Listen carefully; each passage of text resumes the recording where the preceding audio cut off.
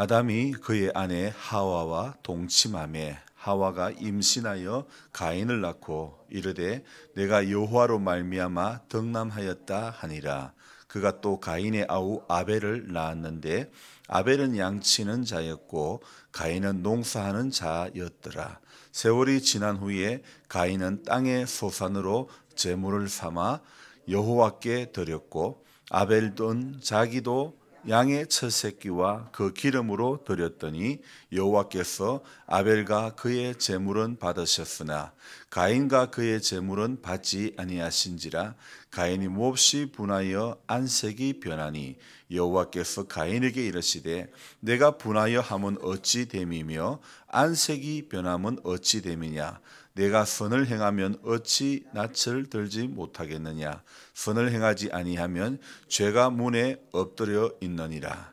죄가 너를 원하나 너는 죄를 다스릴지니라.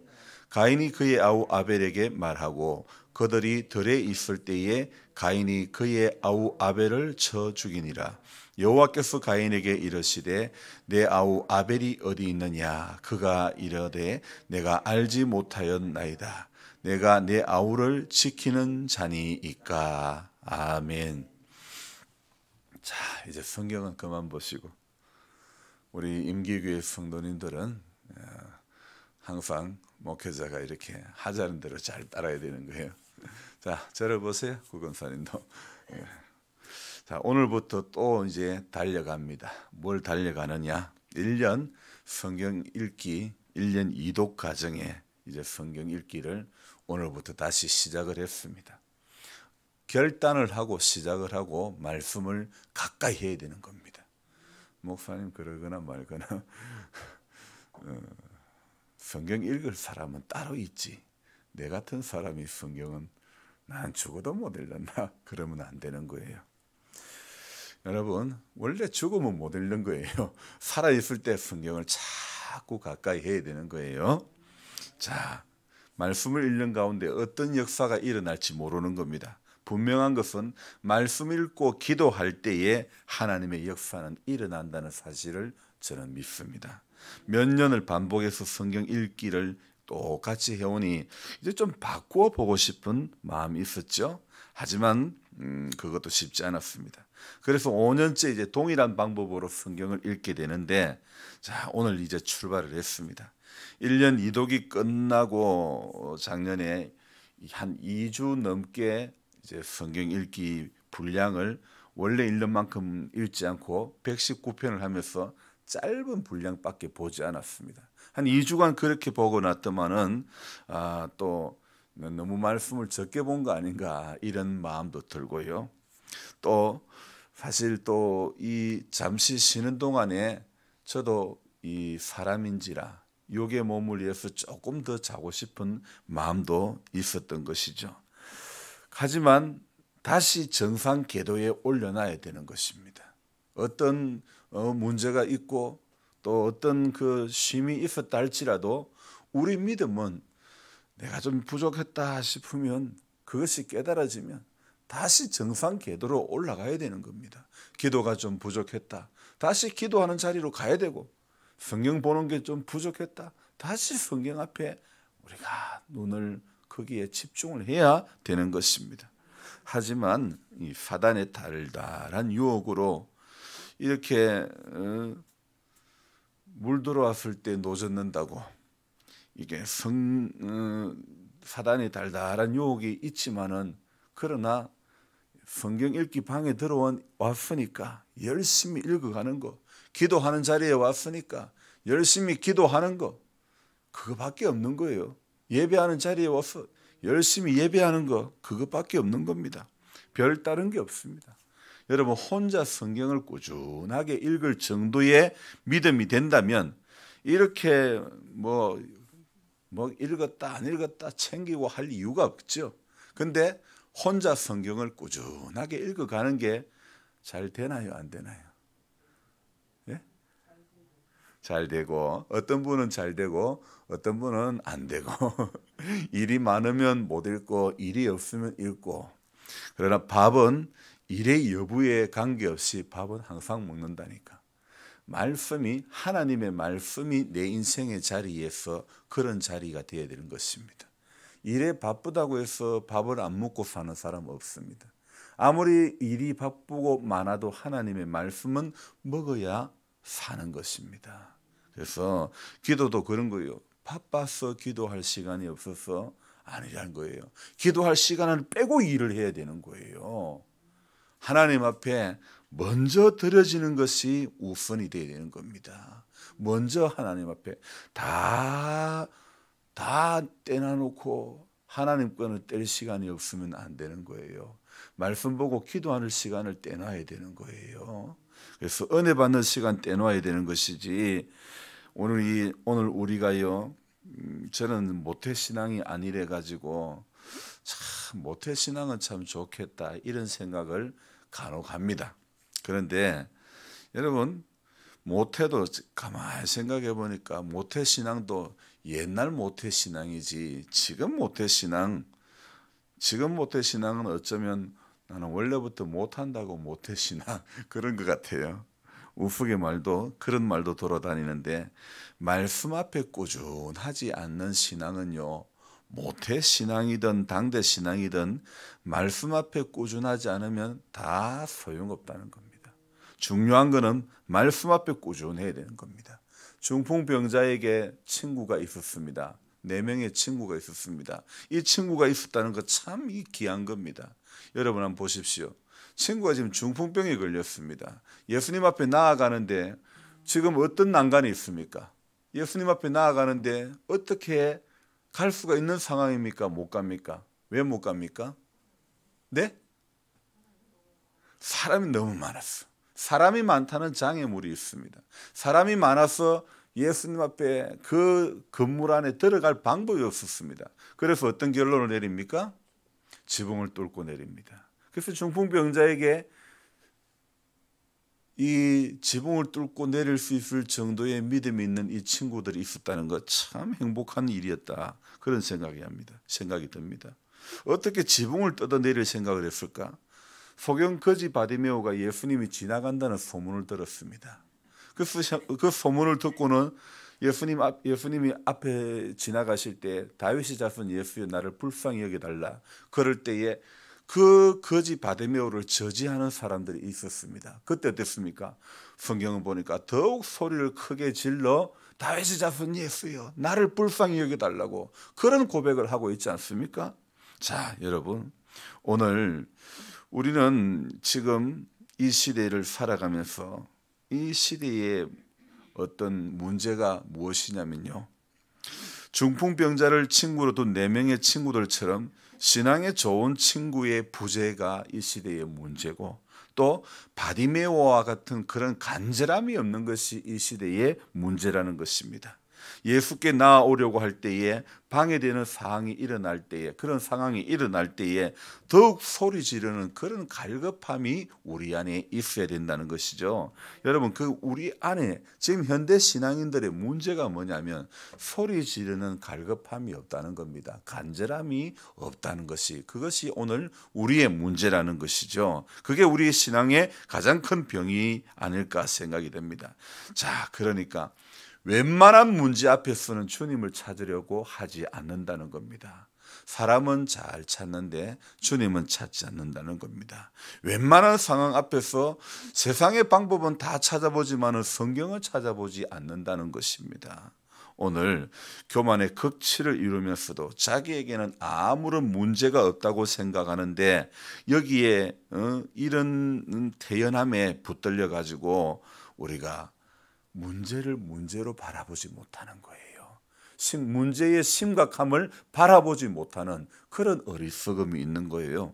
제가 오늘 아침에 성경을 읽은 11장까지 읽으면서요, 오늘 읽은 성경에 바로 이런 부류의 사람이 있다는 것. 자기의 친동생을 죽이고도 아무런 문제가 없다고 생각하는 것인지 제 할 말은 다 하는 그런 한 사람이 있습니다. 그 사람은 누굽니까? 태초의 인간인 이 아담과 하와, 이들 부부 사이에 죄가 들어왔을 때에 자신의 의지와 상관없이 그 죄의 유혹에 넘어간 후에 그 가정에 일어난 이 최초의 죄의 모습, 죄의 결과가 그 가정에 어떤 일들이 나오게 됐는지를 우리에게 잘 보여주고 있는 것입니다. 여러분, 죄가 들어온 과정에 또 말이 안 되네. 죄가 들어온 가정의 모습이 어떠한가? 이 죄가 들어온 가정의 그 모습은요, 오늘 창세기 4장이 잘 보여주고 있습니다.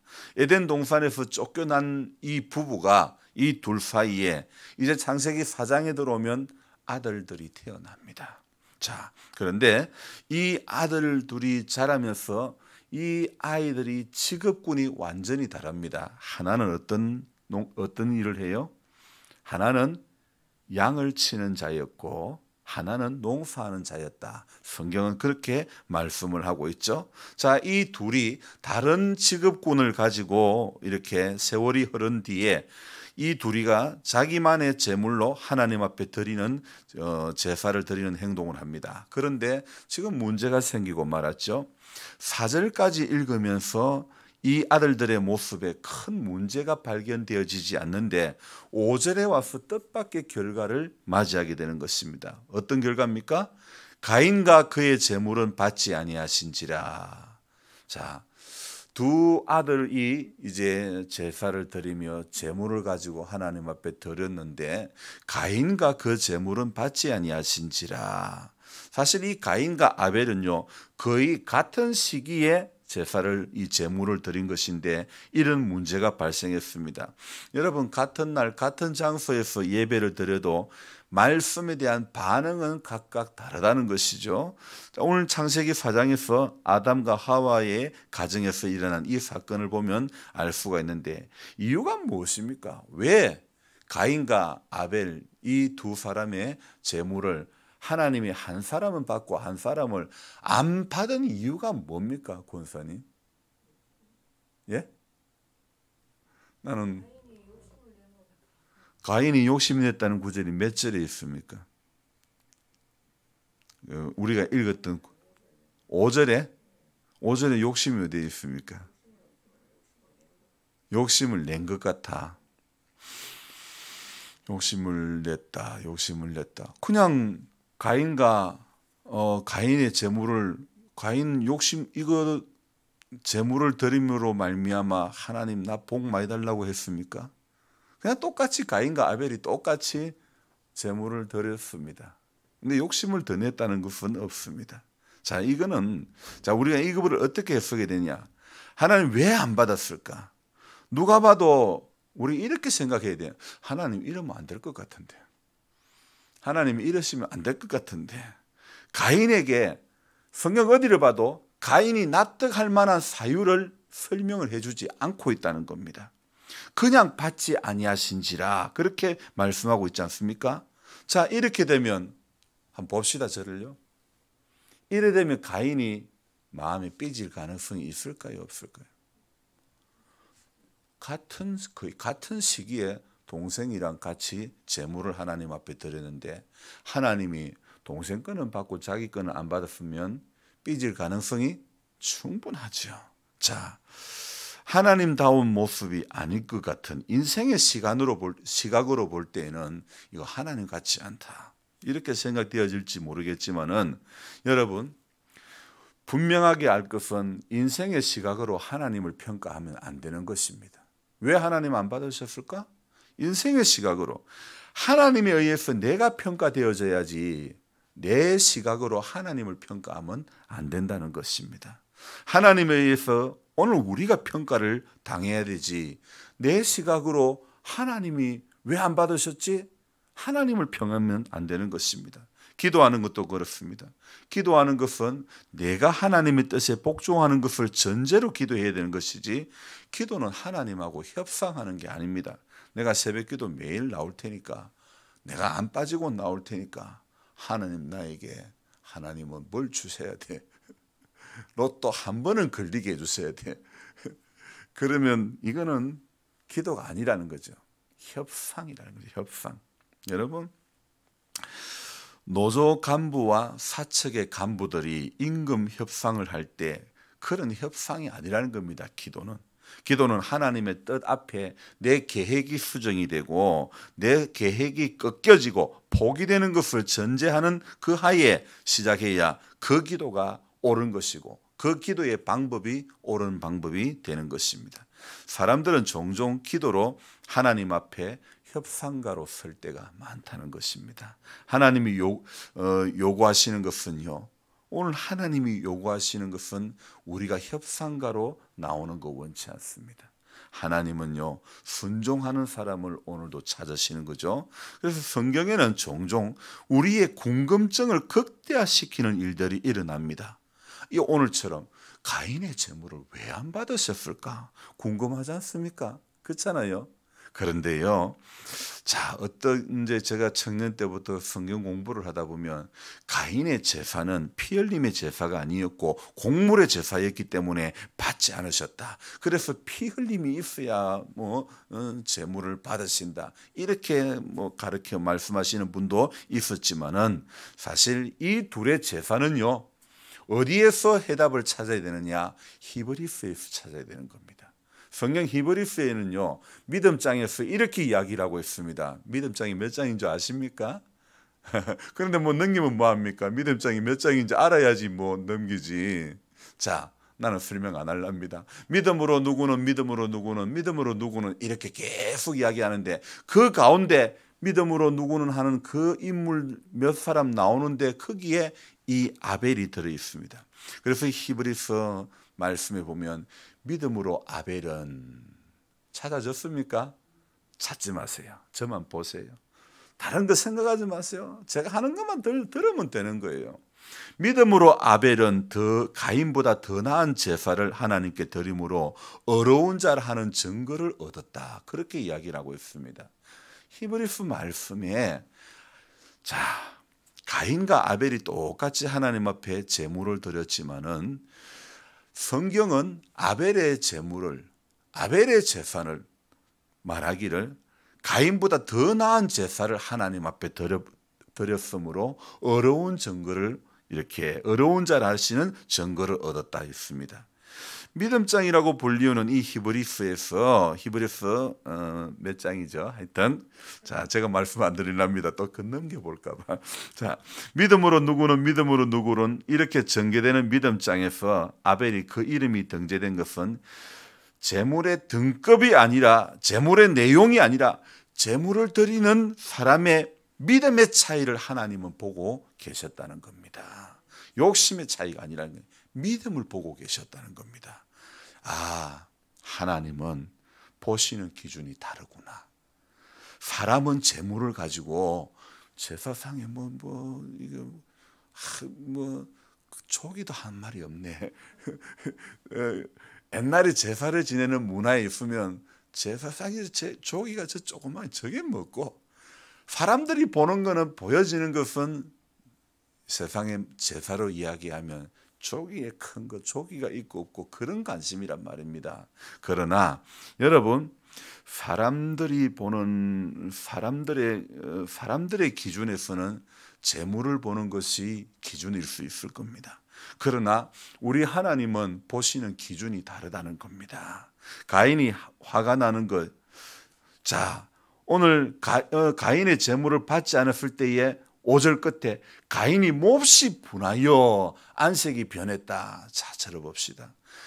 자기 재물을 받지 않았을 때에 몹시 분하고 안색이 변했다는 것, 화가 나는 거 이해가 됩니다. 물론 자기가 믿음이 없이 드린 예배이기 때문이긴 하지만 그래도 가인에게 속은 상했을 것 같아요. 가인은 사람은요, 이렇게 비교에 붙들려 행동을 할 때가 참 많은 거예요. 아마도 이 아들 둘이가요, 바로 옆에서가 아니라 떨어진 장소에서 떨어진 시기에서 각기 재물을 드렸다면 어쩌면 이런 불행이 일어나지 않았을지도 모릅니다. 자, 어떤 분은 이렇게 비교는 불행을 자초한다고 말할 수도 있을 것입니다. 하지만 오늘 이 사건의 본질은요, 비교의 문제가 아니라 믿음의 문제라는 겁니다. 더 나은 제사를 드리지 못한 가인은 분노의 사람으로 전락되고 말았고, 그의 분노 끝에는 자신의 친동생을 죽이는, 그것도요 우발적인 살인이 아니라 아주 계획적인 살인을 저지르고 마는 것이죠. 자, 하나님 편에서는 비교의 논리가 아니었지만은 가인 편에서는, 가인의 인간의 시각에서는 비교의 시각이 가인 안에는 자리를 잡은 것입니다. 동생 아벨의 제사와 자신의 제사를 비교를 합니다. 이것이 바로 그의 분노의 시작이 된 것입니다. 하나님은 나보다 동생을 사랑하나 봐. 하나님은 나보다 집사님을 사랑하나 봐. 목사님은 나보다 권사님을 사랑하나 봐. 여러분, 이게 뭡니까? 나보다 다른 사람을 더 사랑한다, 이런 비교하는 생각, 바로 이 생각이 시기와 질투의 이 마음이, 그 마음이 바로 사람 안에 분노를 일으키게 되는 겁니다.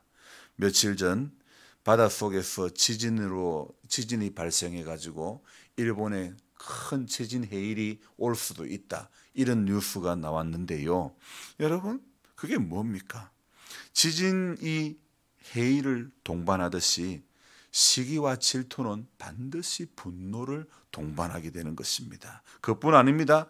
그것 먹으면 하나님과 같이 너의 눈이 밝아진다 하니까, 하나님과 같이 된다는 그 비교의 논리로 접근을 하니까 아담과 하와, 이 하와는 너무 쉽게 비교 논리에 무너지고 마는 것입니다. 오늘 우리가 잘 살다가도요, 비교를 하니까 아이고 나는 저래도 못 살아봤고, 비교의 논리에 붙들리니까 그만 자신이 웅크러드는 겁니다. 여러분, 절대 비교 논리에 의해 가지고 내 마음 졸일 필요가 없는 겁니다. 하나님은 내게 합당한 은혜를 주신 줄로 믿습니다. 그래서 절대 비교하면서 마음 무너질 이유가 없는 것입니다. 우리가 알아야 될 것은 우리 인생에서 넘어지게 되는 가장 큰 요소 중에 하나가 바로 이 비교의 문제라는 겁니다. 시기심 때문에 비교하면서 인간 안에서 죄가 출발이 된 것입니다. 에덴의 그 풍요 속에서도 비교의 논리로 접근하는 사단의 유혹은 천만 가지 좋은 것을 다 허락해 주신 그 동산 안에서도 부족함이 없는 그 동산, 부족함이 없는 인생 안에서도 결핍을 느끼게 만드는 것이 바로 이 비교의 논리에 붙들리면 그 에덴의 좋은 곳에서도 결핍을, 부족을 느끼게 되는 겁니다. 여러분, 사람이 그렇게 비교하고 비교되면 시기가 오고, 나는 내보다 저 사람 더 사랑하나 봐, 목사님 저 사람 더 이뻐하나 봐, 이렇게 비교의 논리에 붙들리면 안 되는 거예요. 그래서 비교의 논리에 붙들리고 그러다 보니 결국 이 가인이 이 분하게 되는 그런 행동을 취하고 말지 않습니까? 사람이 비교의 논리에 붙들리면 분노가 나오고, 분노에 붙들리면 예의가 없는 사람이 되어버리는 거예요. 어떻게 됩니까? 그래서 오늘 이 동생이 어디 있느냐, 네 동생 어디 있느냐 이렇게 물으니까 아벨이 어디 있냐 묻는 그 질문 앞에 가인은 뭐라고 말합니까? 내 동생 지키는 사람입니까? 이게 하나님이 묻는데 네 동생 어디 있느냐, 모든 것을 다 아시는 하나님이 묻는데 내가 동생 지키는 사람이냐고, 왜 내한테 묻냐고 지금 그렇게 항변하고 있지 않습니까? 오늘요, 하나님은 알고 물어보시는데 비교에 붙들리고 분노에 붙들리니 아주 사람이 예의가 없는 사람이 되고 마는 것입니다. 그래서 우리가 신앙생활하면서 가장 조심해야 될 부분이 바로 비교와 시기, 질투, 이런 것들입니다. 여기에서 바로 분노가 싹이 트고 마귀는 그 분노의 틈을 타고 들어오기 때문에, 분노의 틈으로 들어온 사단이 우리로 하여금 어떻게 하느냐, 하나님을 멀리하게 만들고, 예배를 멀리하게 만들고, 기도를 멀리하게 만들고, 나와 다른 사람, 그 영혼들까지 전부 다 죽이게 하는 것입니다. 그래서 결국은요, 이 비교와 시기 그리고 분노라는 틈에 무너진 대표적인 사람이 되고 말았던 것이죠. 누가요? 가인이가. 오늘 저와 여러분들도요, 어떤 이제 오늘도 우리가 비교하게 되는 상황이 올지 몰라요.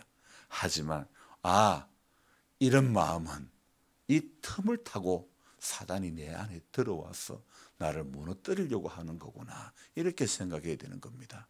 그래서 어떤 상황이 비교할 수 있는, 오늘 내가 가인과 아벨의 상황이 되어졌을 때 주님이 틈 주지 말라는 거구나, 이렇게 생각하면 되는 거예요. 마음에 비교가 나타날 때 이거 내 안에 지금 틈 타고 들어오려고 하구나. 무엇이요? 사단이 틈 타고 들어오려고 하구나.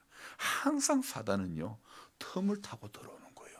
틈 타고 들어와가지고 나를 죽이고, 나와 함께하는 사람을 죽이고, 교회를 어지럽게 하고, 그래서 시험이 들게 하고, 은혜 받지 못하게 하고, 싸우게 만들고, 분노를 해가지고 오늘 가인과 같은 그런 행동을 하게 만들고 마는 것입니다.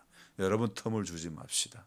하나님 앞에 틈을 주지 않는, 그렇게 틈을 주지 않기 위해서 오늘도 이 하루를 살아가면서도 비교를 하지 말고, 하나님, 나는 내 은혜가 내게 족합니다, 이렇게 고백하며 하나님이 내게 주신 이 모든 환경 가운데서 감사할 줄 아는 모두가 되기를 주님의 이름으로 부탁드립니다. 기도합니다. 하나님, 고맙습니다. 새로운 한 날을 시작하면서 조심해야 될 것이 있는 것 같습니다. 똑같이 형제가 하나님 앞에 제물을 드렸는데, 농사하는 것과 또 양을 치는 것, 그거 차이였고, 그 제물이, 농사하는 사람은 농사를 하면서 나왔던 제물을 드렸고, 또 양을 치는 자였던 동생은 또 그 새끼와 기름으로 하나님 앞에 드렸던 그 차이, 표면적인 모습은 그거 차이였는데, 그러나 히브리서 말씀에 보니 믿음으로 아벨은 더 나은 제사를 하나님 앞에 드렸다 말씀하고 있습니다. 사람은 재물을 보지만은 하나님은 중심을 보시는 분인 줄 믿습니다. 하나님, 오늘 우리 중심이 하나님 앞에 오늘 드려지기를 원합니다. 눈에 보이는 것을 쫓아 비교하는 비교의 논리에 붙들려 가지고 왜 나는 이런 어려운 일을 당해야 되는가? 왜 나는 이렇게 초라한가? 왜 나는 이렇게 세상 안 믿는 사람처럼 팔자의 논리에 붙들려 가지고, 다른 사람들은 다 복도 많은 것 같은데 나는 왜 이렇게 치질이 자식 복도 없고, 나는 모든 게 왜 이렇게 복되지 못할까? 비교 논리에 붙들리는 우리들 되지 않기를 원합니다. 주님이 날 사랑하시면 주님이 날 기억하시고, 주님이 날 붙들어 주시면 그것 하나로 족한 인생이 되어지기를 원합니다. 주님이 나를 기억해 주시고, 주님이 나를 세상 끝날까지 버리지도 떠나지도 아니하시겠다고 분명히 말씀에 약속하고 있는데, 무엇이 더 필요합니까? 무엇이 우리에게 더 비교의 논리로 우리를 넘어뜨리게 하는 것입니까? 주님, 우리는 오늘도 하나님의 기록된 이 말씀 속에서 날 사랑하심, 성경에 쓰여 있는 날 사랑하신 그 하나님의 말씀에 붙들리기를 원합니다. 태초의 가정에 일어났던 이 안타까운 사건의 배경에는 바로 비교의 논리가 있었고, 또 하나님 앞에 하나님이 무엇을 원하시는지를 알지 못했습니다. 더 나은 제사를 드렸던 동생과 하나님 보시기에 중심이 다 드려지지 않았던 가인의 제사를 보면서 오늘 우리가 드리는 예배와 우리가 드리는 기도는 어떠한지, 더 나은 제사를 하나님 앞에 드리고 있는지, 여전히 땅의 것을 구하며 하나님이 먼저 그 나라와 의를 구하라고 했던 그것은 구하지 못하고 육신의 정욕과 안목의 정욕과 이생의 자랑, 이것들을 구하기에 급급했던 우리들은 아닌지, 하나님 오늘도 돌아보면서 하나님 앞에 우리 인생들이 써야 할 자세, 가져야 할 자세, 주님 분명히 알게 해주시고, 주님, 결국 우리는 비교의 논리에 시기의 마음에 붙들려서 분노라는 틈에 우리 신앙이 갈라지지 않게 하여 주옵소서. 가인의 길을 걸어가지 않도록 도와주옵소서. 더 나은 제사를 드렸던 아벨의 그 길을 걸어가는 우리 모두가 되도록 주님 도와주시고, 한 주간도 하나님 아버지 이길 수 있도록 새 힘을 더해 주시고, 오늘도 어떤 일들이 우리 앞에 비교의 논리로 틈타고 들어올 때에 분명히 분별할 수 있도록 도와주시고, 절대 마귀에게 틈을 주는 그런 어리석은 인생 되지 않도록 도와주옵소서. 귀하신 예수님의 이름으로 감사하며 기도드리옵나이다. 아멘. 간절한 마음으로 주여 부르고 기도합니다. 주여!